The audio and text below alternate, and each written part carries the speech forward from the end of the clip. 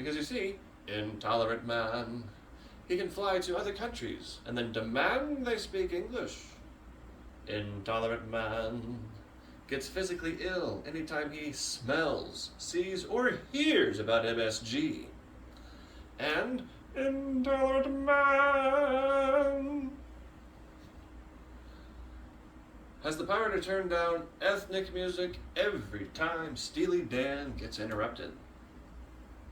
And like with every comic book character, eventually they do meet their end. Their comeuppance, their match, whichever one you want. This is no different. This next bit is the story of the last day of Intolerant Man.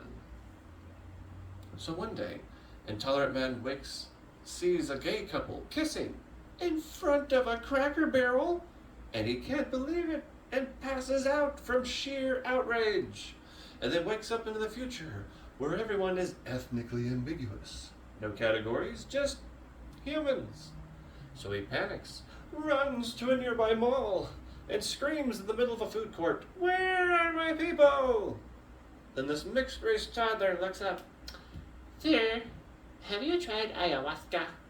He panics, runs to the bathroom. He's shaking, he's crying, and he looks into the mirror.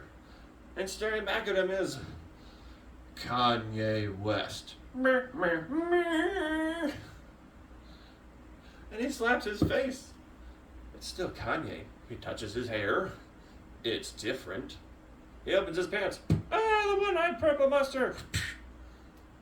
He cries to the heavens, "My white soul!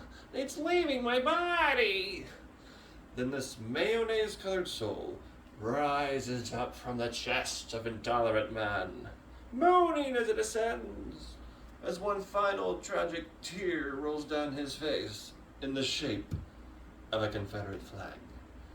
Intolerant Man had become the one thing he hates most: being successful and black.